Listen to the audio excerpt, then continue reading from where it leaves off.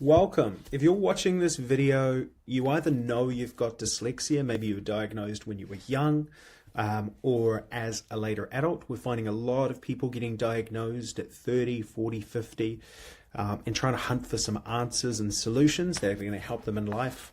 Maybe you think you're dyslexic. Maybe you've got an idea of it, but you haven't paid to go and get fully diagnosed. And what we find is majority of the people who think they're dyslexic turn out to be dyslexic, as you've probably already decided yourself. So let's dive into this. I know I want to keep your attention focused on what we're going to talk about today. So let's start off. So everyone is born a right-brained thinker. When you're a little kid or a little baby, you don't know your mum by her name, Mum. You know her by how she looks, how she feels, how she smells. So everyone, when they're really young, starts off favoring the right side of their brain. Now, what happens at a certain age is a percentage of us go off and go down a right brain track, and another percentage go the other way and are much more symbolic. They find reading easier, assimilating information. It's the way the brain is structured about where it's dominated that really makes someone dyslexic or not. Yale came out and said 20% of the world, they believe, has some form of dyslexia. So let's give you a bit of an idea. It's 1 in 5, which is quite huge, and it'll be interesting to see if that number increases as they do more and more research. The next thing I'd really like, before we jump into the traits, to realize is that we are all a cocktail of different things. No one is 100% right-brained. We have some left brain traits, but it's really on a spectrum.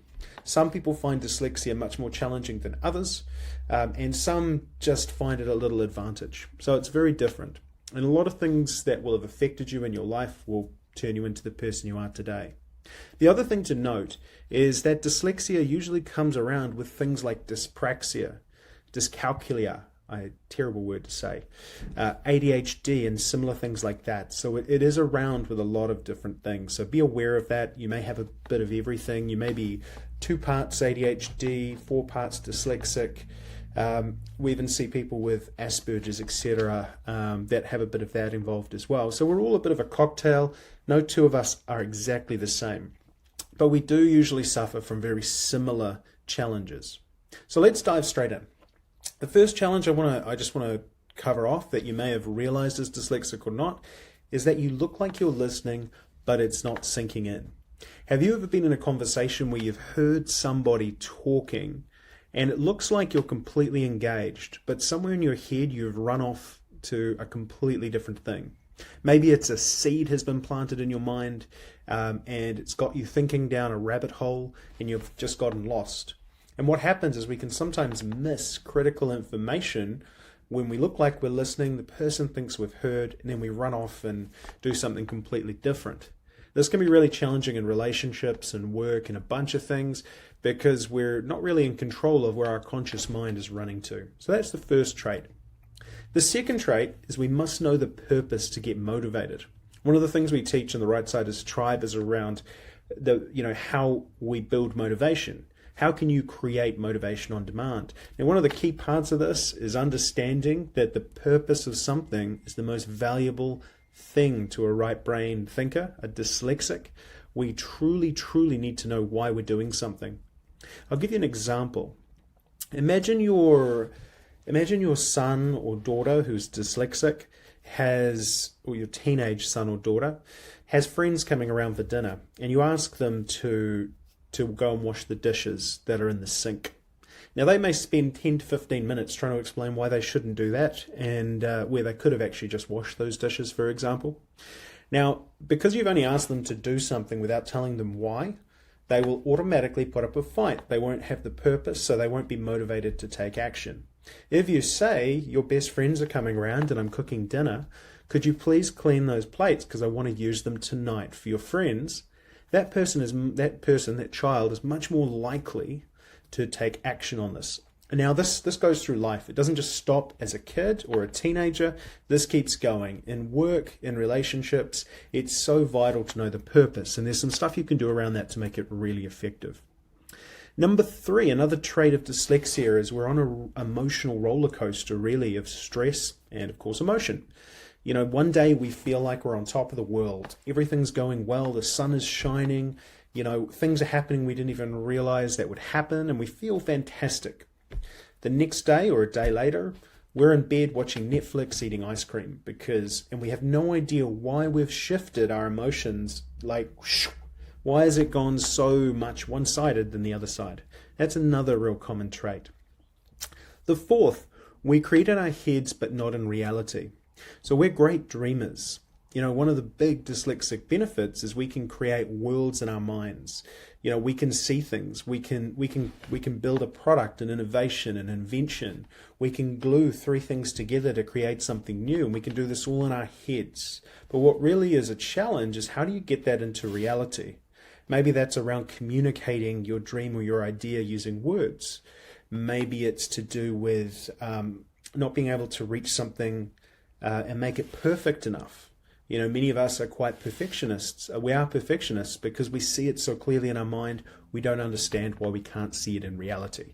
So that's another very common trait. Does that affect you? Number 5 is we have flashes of brilliance but struggle with the simple things. When I used to have a job and used to work for an insurance company, I was brilliant at some things. I ended up getting an 8-hour day of work down to 2 hours because I automated and tweaked some stuff and worked out what levers to push in the business. So I was brilliant at actually making something efficient, changing it, improving it, bringing innovation in. But when it came to doing that last 2 hours, I hated it. It was repetitive, it was the same thing every day, and I really struggled to manage that.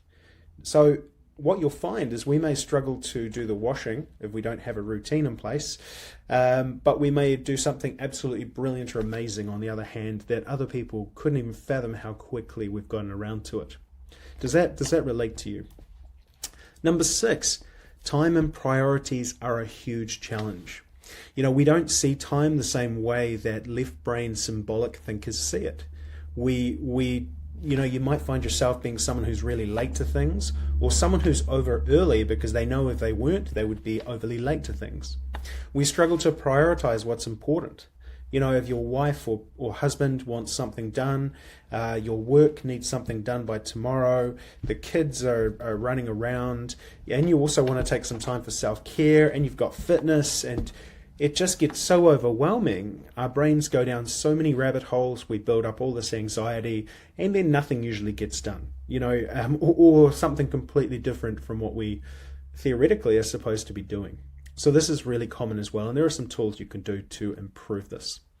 Number 7, you're actually amazing at focusing. So we see a lot of crossover in adults between dyslexia and ADHD. Remember what I was saying about having multiple parts. Now, dyslexics also have a trouble in focusing, whether you're ADHD or not.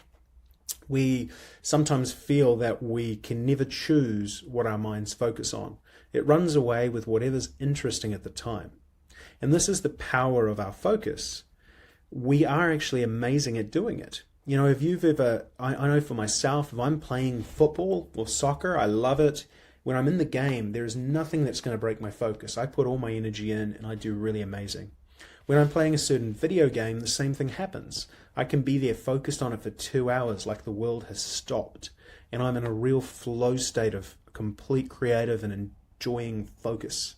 My challenge, like many people that have dyslexia, is how do I then funnel that into the things that would add value to my life in the long term, not in the short term. And this is a real challenge that we see a lot. So those are the 7 traits. We're just giving you a taster in this video. We are going to be bringing out a course with a lot more information on this because there are so many people out there who were never taught any of this, especially if you're new and you're only just finding out you're dyslexic. So I hope that's given you some tasters. How many of those have you felt relate to you? Maybe not all of them, maybe some of them, potentially all of them. You know, a lot of us feel all of them to some degree.